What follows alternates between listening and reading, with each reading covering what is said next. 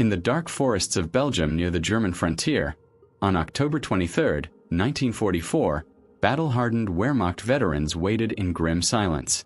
These were men who had endured it all: the frozen hell of the Russian steppe, the burning sands of North Africa, and the relentless fury of the Allied advance. They had faced British precision, Soviet ferocity, and now stood ready for yet another American assault. But this time, something felt different. Intelligence whispers spoke of a new arrival: the 104th Infantry Division, the Timberwolves. Fresh from American soil, untested and unblooded. Around German campfires, officers smirked at the thought of young factory workers and farm boys daring to challenge their veterans. What they didn't know was that these men followed a commander unlike any other: Major General Terry de la Mesa Allen. To his men, he was Terrible Terry, a nickname spoken with both awe and affection. Fearless, unorthodox, relentless. A general once dismissed by his own superiors for being too aggressive, only to return to war more dangerous than ever. The legend of Terry Allen, however, began long before the woods of Belgium. Back in Fort Douglas, Utah, where he was born on April 1, 1888, into a lineage steeped in American military tradition. His father, Colonel Samuel Allen, had been a career soldier, and his grandfather, Captain Carlos Alvarez de la Mesa, had stood at Gettysburg during the Civil War. From birth, Allen's destiny was written in the rhythm of drums and the gleam of sabers. Raised on frontier posts, he learned to ride before he could read and to shoot before he could properly write his name. He grew up in the twilight of the cavalry age, when the U.S. Army still believed that wars would be decided by men on horseback. In 1907, Allen earned a coveted appointment to West Point, but the rigid discipline and endless math suffocated him. He failed repeatedly, earning the mischievous nickname "Tear Around the Mesa" Allen for his restless energy and disregard for routine. Eventually, in 1911, he was dismissed, failing gunnery and mathematics, a humiliation that would have ended most careers. But not his. Allen refused to surrender. He enrolled at Catholic University, earned his degree, and clawed his way back into uniform in 1912 as a second lieutenant in the cavalry. A commission won not through privilege, but through sheer defiance and determination. That stubborn courage would define his entire life. In 1913, along the Mexican border, Allen led just 6 men against 30 armed rustlers who had crossed into U.S. territory. Army doctrine said to wait for reinforcements. Allen attacked instead, and captured or killed every one of them. It was reckless. It was brilliant. It set the tone for everything that followed. When America entered World War I, Allen longed for the front lines. He got his wish in 1918, joining the 90th Division in France. At the battles of Saint-Mihiel and the Meuse-Argonne, he unveiled a tactic that would become his signature: night attacks. Where most commanders saw chaos, Allen saw opportunity.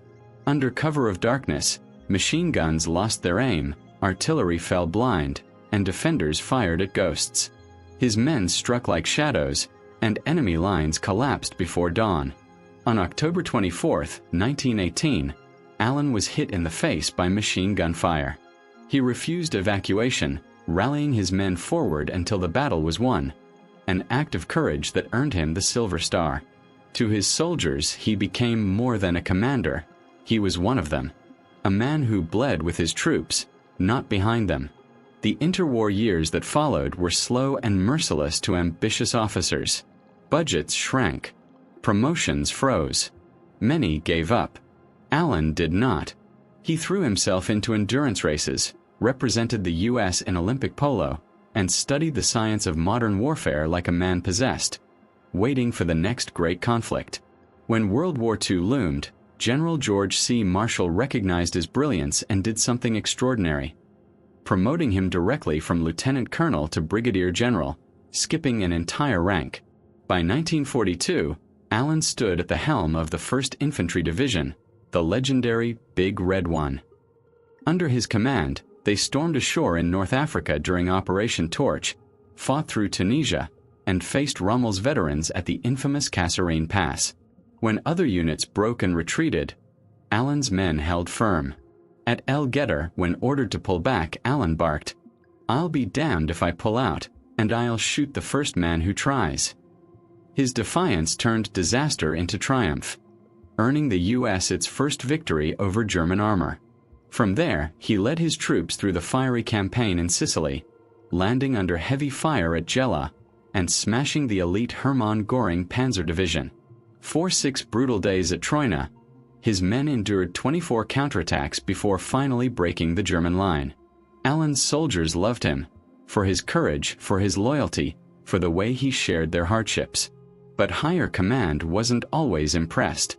Generals Omar Bradley and Dwight Eisenhower respected his results, but worried about his unorthodox leadership. They saw a commander whose men worshipped him, perhaps a little too much, and whose discipline was often as wild as his spirit. 2 days before his face graced the cover of Time magazine, Terry Allen was relieved of his command. Officially, the paperwork cited disciplinary concerns. Unofficially, the truth was simpler. Allen's raw, untamed style of leadership didn't fit the polished image the Army wanted to project in peacetime. But Terry Allen wasn't a man to fade quietly into the background. In October 1943, he was handed the reins of the 104th Infantry Division, a formation of green recruits fresh off America's farms and factory floors. To most commanders, they were untested boys. To Allen, they were clay waiting to be forged into warriors. Through grueling, unforgiving training, he hardened them into one of the most efficient fighting units in the U.S. Army. Where others feared the dark, Allen made it his ally. His men trained to move by compass, speak with silence, and strike without light. They drilled in rain-soaked fields, mud-choked valleys, and pitch-black forests until exhaustion became second nature. When the Timberwolves finally landed in Europe in 1944, they were the only American division fully trained for night warfare, and they were ready to prove it. That moment came on October 23, 1944, deep in the misty forests of Belgium. German veterans, men hardened by years of war, waited confidently for another easy victory. Instead, they met shadows that killed. Allen's Timberwolves struck like phantoms, gliding through darkness and striking from impossible angles. Machine gunners fired blindly into the trees. Artillery shells fell on empty ground. By the first light of dawn, the Germans were broken, and the Timberwolves had earned their name as the masters of the night.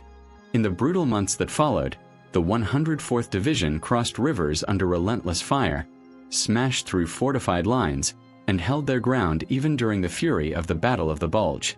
In February 1945, they pushed across the Ruhr River and plunged deep into the heart of Germany.